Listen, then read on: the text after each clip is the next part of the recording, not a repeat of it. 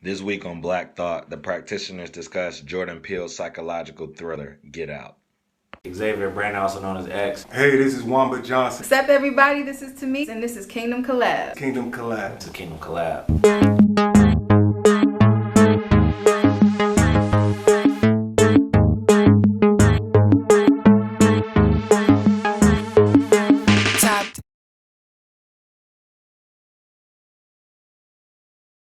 For people who don't know the film, it's about a young man named Chris who has a white girlfriend named Rose, and he has been dating her for about 5 months, and he goes to her family's home called the Armitage Estate. And very quickly, Chris begins to deal with some of these microaggressions that happen with these white families that come for a party. And later we find out that basically this family is in the business of body snatching. And so the whole film is about Chris sort of waking up out of this hypnotic state to sort of escape what the family is trying to do with him. Did you guys have anything to add to that? That's a great synopsis of pretty much what it is. I think, and I don't want to ruin it for y'all who are, spoiler alert. Yeah, we're not trying to ruin it, but we are going to discuss it. We're going to spoil it for you. So. We're going to spoil it. Yeah, I think there's so many complexities that we see in the movie off rip that is like the family is this whole facade. Like, it's like this whole like going back to what we talked about before, like this La La Land. I can like La La Land just kept like it just kept like reigning true to me. Like when I'm watching this movie, it's like, as soon as he had a conversation with his dad's like, I know what you're thinking. You know what I mean? Like, white family, black, but really, and it's a lot. It's all a lot. He's feeding him a lot to get him to buy into it. Right. Mom is a psychiatrist. Right. You know what I mean? Who's great in the art of hypnosis, and hypnotizes him. Yes. Involuntarily. It wasn't even like he didn't even want to. He didn't want to do it, but then it worked, and he starts to pick up, and it's like little stuff, and I think in life we pick up on the little things, very quickly, like something's not right about that, like like how the mom responds to Georgina. Is it Georgina? Georgina, yes. Georgina, The housekeeper. How she responds to Georgina. How when Chris goes to the groundskeeper up. Walter. Walter. And Walter's like talking real like zombie like. Then this is what I didn't understand. Like I'm like, and this is maybe stereotypical when I say this, but I'm like, Chris, you a black man. It's you in this part of town. You don't know, like, why are you going outside in the middle of the night? Like, you already feel like shady. Like, why are you doing this, bro? Right. And I'm like, you're curious. And so, like, are you redefining the stereotype that black people don't do this? Like, we actually are curious and we actually do go into the like the deer goes by. You want to go and check out the deer? Like, what's wrong with you? Like, keep it moving. Like, I mean, he is dating a white girl. He is dating a white, but I'm just saying. But we know in all suspense movies, like, right, you die first, like, you know what I mean? It's a ground rule. So, like, why are we even doing this? It's true. So yeah, like seeing those things and like, and then like we said, like Lil Rel's character Rob is like Rod. I mean, it's very black man stereotype. Like, hey, I don't go in that house. Yeah. You need to leave. They probably on some sex slave stuff. You know what I mean? Like, exactly. And that's how we think. Exactly. Like, because we're not exposed to that type of lifestyle, and we're not privy to it, so we make up our own imagination based on what either has been presented to us or not. And I think it's just crazy, but I think that state of La La Land, or that state of the sunken place. First of all, I feel like it could be like a double entendre on one or two-sided coin. On one side is like, how many of us are reflective enough of ourselves to go into that second place to deal with whatever the issue is. You know what I mean? To get to the root of like what's going on within us. Like, which most of us aren't good at self-reflection or talking it out, or like, but on the flip side of it is like this sunken place where you are literally trapped and you cannot get out, and you are falling into this abyss of just nothingness, right? You know, and are you willing to fight Yeah. to, pun intended, get out? Like, you know what I mean? Exactly. Are you willing to fight to get out of the sucking place, or are you just gonna be okay with, you know, being in the second place, you know? And then I think what's interesting is like when he goes later on in the story after he done peep what's happening and stuff like that, but he finds the box With the full pictures. of pictures. Yeah. Man. And of how long this has been going Right. on, you know, and then maybe, I don't know, Jordan, maybe you're onto something. Maybe like that's the point. It was like, yo, this type of stuff has been happening for years.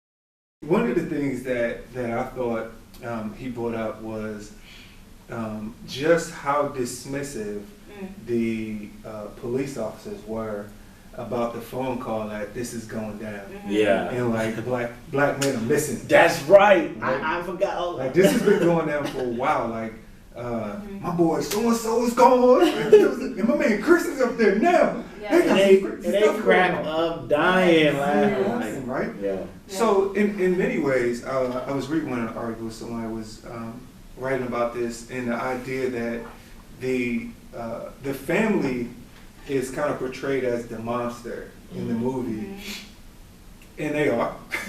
But the bigger monster is the system that allowed for this to continue to go on for so long. And obviously, this has been wide known. Yeah. And it's again his father who ran with Jesse Owens.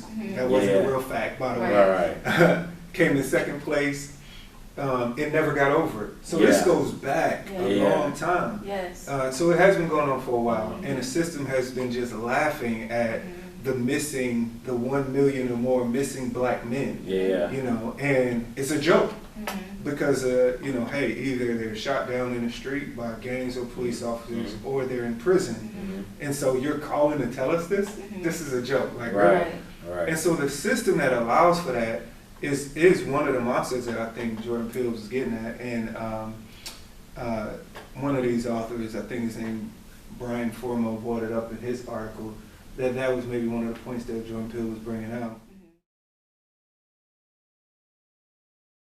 Well, I do feel like, as I'm hearing you talk, I'm thinking of the 3 black men on the estate, right? So you have Dre, who's the one in the beginning of the film, who gets picked up. Right. He's sort of this in-between, like I can go in between. But then you have Walter, who's filled with rage. This black man who is filled with rage. I mean, when Chris goes outside to smoke, he's just running towards the house and cutting. You know what I mean? And so it's like, then you have Chris, who is this sort of, he seems to be very sensitive black man. I'm a photographer, and I'm in touch with my feelings, and I'm okay with white women, and I'm trying to, you know, help her peep gang. So you have these 3 sort of caricatures of a black man, and at the same time, in one way or another, they're all in a sunken place. And I think that that's something that's very interesting, because the mom still has the ability to hypnotize them. Yeah. And I think those 3 things, I think, are, sadly enough, if we think about it spiritually, what I saw in the film was like how either this internal rage or trauma or addiction sort of made them vulnerable to this to being hypnotized and to being put into this sunken place. And so even if you are a different sort of type of black man, it just manifests in a different way. And I noticed like the rage inside of Walter just had him running in circles. And how true is that for black men in our community? But then you have Dre, who's sort of internally dying, right? But just going along and going with the flow. And then Chris, who's not dealt with the trauma from his mother and her own death, that's got him caught up. And I think there's something to be said, and I don't know if Jordan was trying to go for spiritual things, but there's something to be said for, like, as the black community, like dealing with our own internal demons, because those things are what make us susceptible to this, like, this hypnosis, and to being sunken. And I think that was something that I really, took away from the film of like, what are the things inside of me that sort of have me vulnerable, right? Like that I haven't dealt with. And I do think that's a spiritual aspect of the film. Like you can see these three men who have these different sort of, what would you call them? Like footholds, or they have these different things that trip them up. That the mom can get to all of them. And then, as a black woman, so dealing with black women, she's virtually invisible in the film. Right? So strong and crying, and she has these moments where her strength comes up. But she's treated like invisible. Chris can't ever get a picture of her. Like there's no way we can like capture her identity. And so there's this whole idea of like bringing out, even in black women, the strength of being invisible but being strong. And so I think those things are like for us spiritually to think through, like what are our susceptibilities, right? to this sort of spiritual hypnosis. I think that we could walk around in. So that was a theme that came out for me. But well, I find that the African American experience for me has been, for the most part, very good. Although I find it difficult to go into detail as I haven't had much desire to leave the house in a while. We've become such homebodies. Yes, but even when you go into the city, I've just had no interest. The chores have become my sanctuary.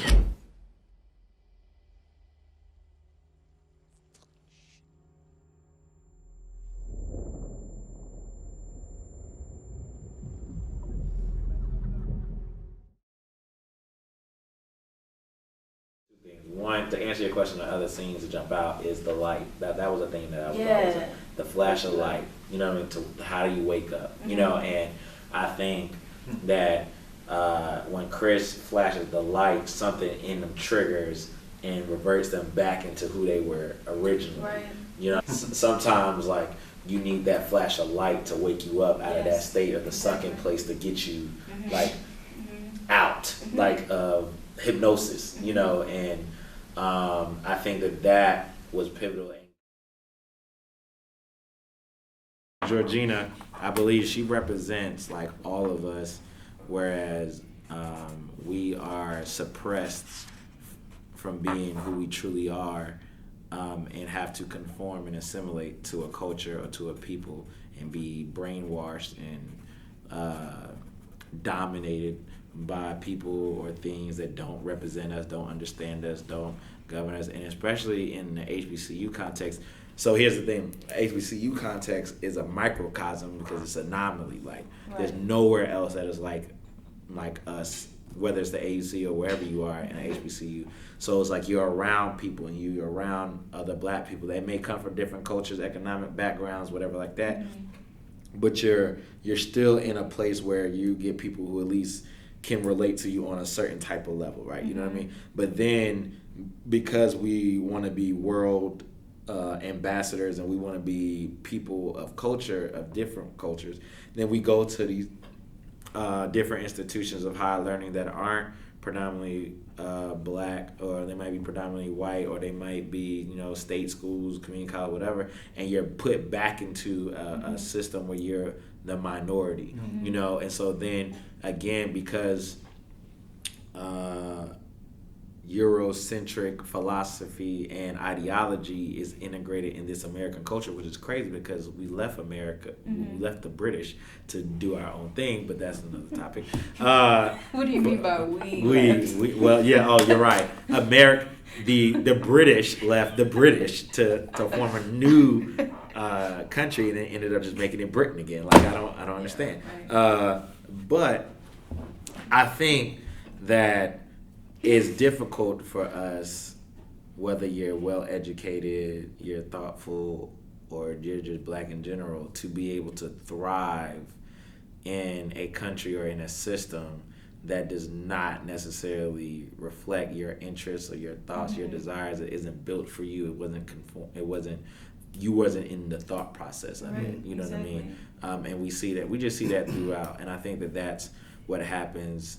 And that can leave us in a sucking place as well as just feeling like, and that's where, you know, people say whatever they want about the trap and stuff like that, but I feel like that's why they call it, I mean, just go back to 444, that's why it's called the trap, like, because you were literally trapped in this sunken place where you feel like you can't make it, like, you know, you gotta American teaches you gotta, you know, make it on your bootstraps, but what happens when they cut the straps, like, you know what I mean, like, you know what I mean, you know, you can, if you make it here, you can make it anywhere, but it's like, really, like, does it work the same way, you know? And then from a spiritual component, like, when you strip the spirituality of a people away and give them this false sense of what real spirituality is, or this false narrative of who the person that you want them to model after, you don't give them the whole truth, you give them the truth that best fits your own thoughts, or your own, what makes you feel comfortable.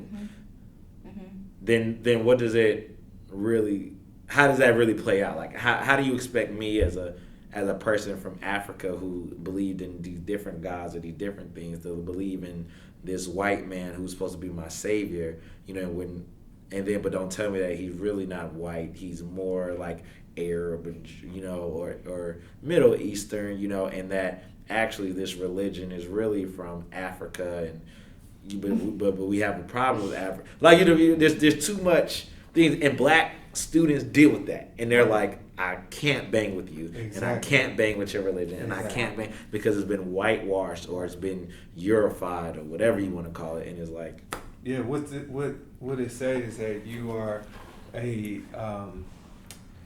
what did Lecrae say? You're a modernized version of the same old, you know, gospel. Yeah.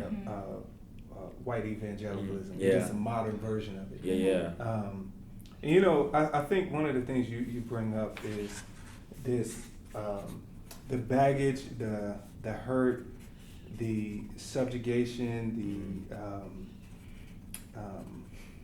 the terror of the black experience in America. Yeah. And I think one of the things that this movie brings out, and it's in a very subtle way, that one of these writers who are better thinkers than I am, was just the reality of seeing how Chris gets out of the basement where they're doing the whole body snatching, the operation. And it's that he's in the chair and he's responding, like, you know, to the hypnosis. And he pulls out the cotton in the chair. Puts cotton in his ears. And put the cotton in his ears so he can't hear this. You know, and I think about what, you know, and even as Arthur was bringing up, how what cotton represents. Yes. You know, to. I was just about to talk about that. That's so funny. Talk on it. I was almost about to lean back, but that was. Well, I don't know what the writer said, but that was one of the main themes that stood out to me that I hadn't seen before.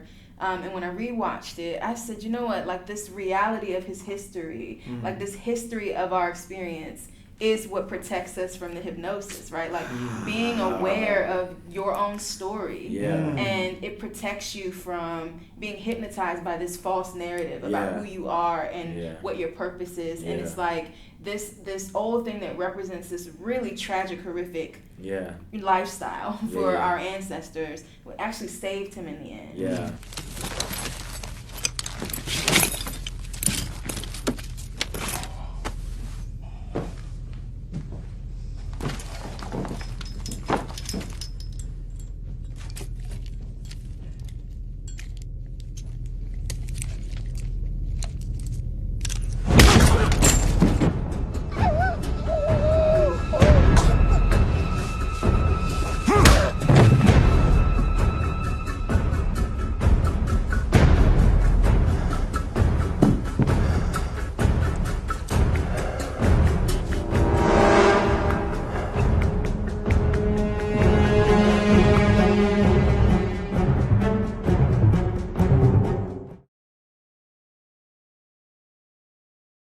The way I was reflecting on it was similar to what we mentioned earlier, and how in our willingness, and this is my spiritual lens thinking about it.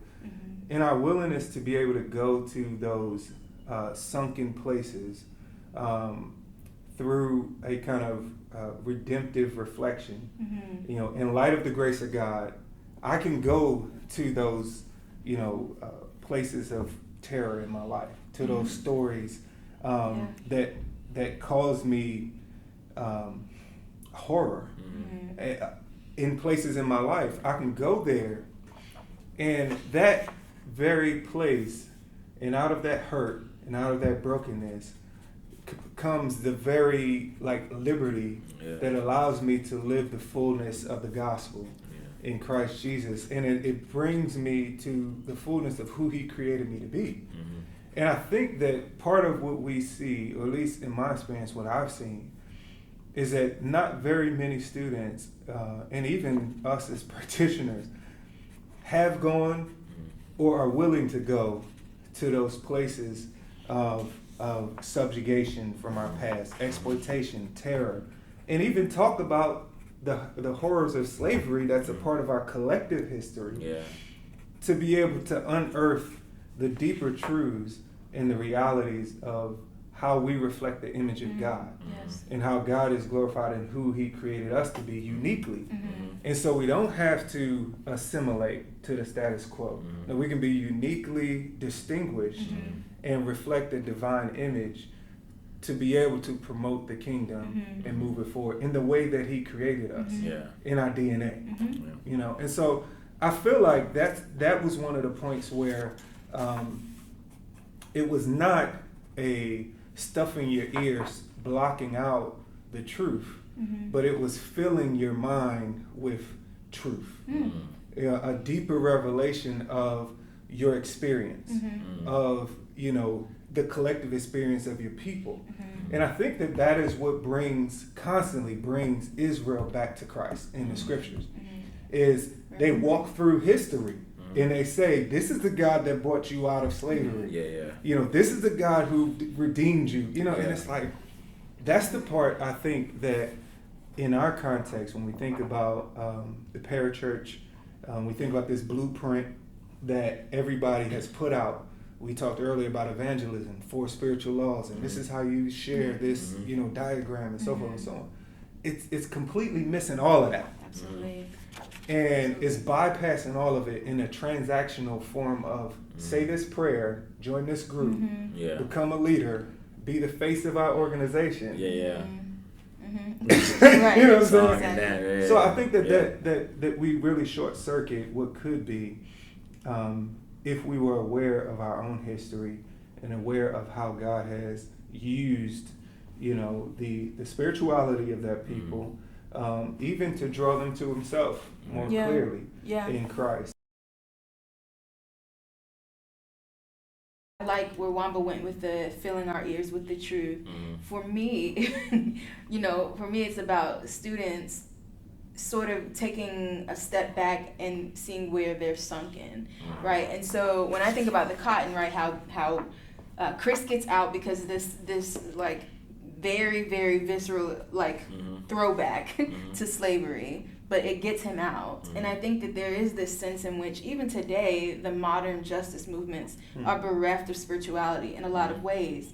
And I think that there's something to be said for how Christianity is responsible for a lot of freedom for Black people, like true Christianity, right? So not this colonialized theology, but the freedom that comes in Christ. And as these slaves were picking this cotton and sort of singing about Moses and these stories of freedom, and we're seeing a different Jesus in the text for those of them who could read, and singing about a different Jesus than their slave masters were portraying to them, sort of had their own proverbial cotton and said, that's not my story and that's not my Jesus. How grandma used to say, that ain't my Jesus, But I think it produced this sort of freedom that students don't realize. I think there's 2 things that are produced. I think in some ways there are students who have totally bought in to a colonialistic white theology about God. I think there are other students who are saying, I want nothing to do with God because that's the white man's religion, right? And both of those people are sunken. They're in a sunken place, right? And so there is this sense of remembering our roots and sort of re-examining Christ, Yeah. right? From this perspective of like a Jewish Middle Eastern, even though there wasn't really a Middle East at that time, so it was pretty much African. Yeah. Like, you know, it came from True, Africa, true. as if there were not black Christians before slavery. Right. That makes no sense. And so I think that there is this sort of lie we've been fed that, you know, there's no way to be unapologetically black and Christian at the same time. Yeah. And us sort of saying, in fact, if you are not those things simultaneously, you're in a sunken place. Yeah. Because you can't fully be black without knowing your creator. Right? And you can't fully embrace the beauty of your own creation unless you embrace your blackness, right? Like, so there's this both and to it that I think we can bring out to students that in and of itself, like, sort of attacking white supremacy and colonial theology is evangelistic in and of itself. It doesn't fit those models, right? Yeah. But I think us sort of dealing with that is evangelism in some ways. The light. Mm-hmm. I think the idea of the light that you brought up, X, Yeah, that's good. and how, you know, just small sparks of the light can kind of knock you out of your hypnosis, Right. and bring you to life. Yeah. Where you're just functioning on motory skills, Yes. and that's it. But your mind is consumed and controlled by another. Mm-hmm. Yeah. And apart from the light of Christ, which doesn't need a source, it is the sort of That's the good. source of light and life Mm-hmm. in itself. So you don't get sparks of it; you get the whole thing. That's good. And that light produces life in you, and so it knocks you out of the hypnosis state for eternity. Yeah. You know, and so I think that's a good point. I would love to bring that up. And then we got to figure out if and where we want to put. You brought up these 3 or 4 different states with Dre, Walter, Chris, and what was the lady's name? Georgina.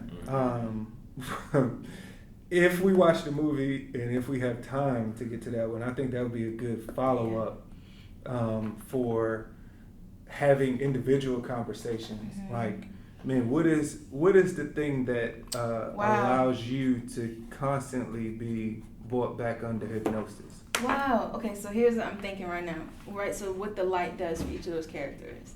So you've got the light causes Walter to kill himself because he's filled with rage. And he has no hope. Even when he's awakened, there's no hope there. Yeah. Georgina, every time we see her, she's staring at her scars in the mirror. Like, she's just staring at her pain. Right. And the light, you know, puts her in the car and she attacks him for messing up her world, right? Yeah. So this idea that the light, the posture that we have towards truth, towards light, like, where are you? Like, do you love light? Yeah. You know, do you love the light? Or do you like staying in the Right, with hypnosis Dre, more? he was This very, is very biblical. like, you know what I mean? He was very torn with Dre. And then you have Chris, who I would say he would be the protagonist of the story, who not only loves the light, but shares it, right? Yeah. And so I think there's something that we could draw out sort of in that theme of, like, where are you in relation to light? Are you so enraged that it doesn't do anything hopeful for you? Are you so in pain and despair that you'd rather just stay sunken, right? Because she was so mad that he took her out of there. And then you've got Dre, who is wrestling, wants the light, but he's in this limbo, right? Like, because remember they take him back in, he's like, I'm sorry. And then Chris not only loves it, but shares it. And that's ultimately, you know, what we want to call students to, loving light and sharing the light. So I think that's another, like, I think that could be a theme. But then this whole spectrum could be, in the film, the whole program is called Coagula. And I looked that up, and that's basically assimilation. It's just a lump, right? Yep. That's not what Jesus calls us to. He calls us to koinonia, family, right? So this unity, like, unity is not assimilation, right? Unity is everyone walking in truth and embracing the beauty of themselves and, like, how God's created them, And celebrating others, that, and others. I think definitely our challenge is going to be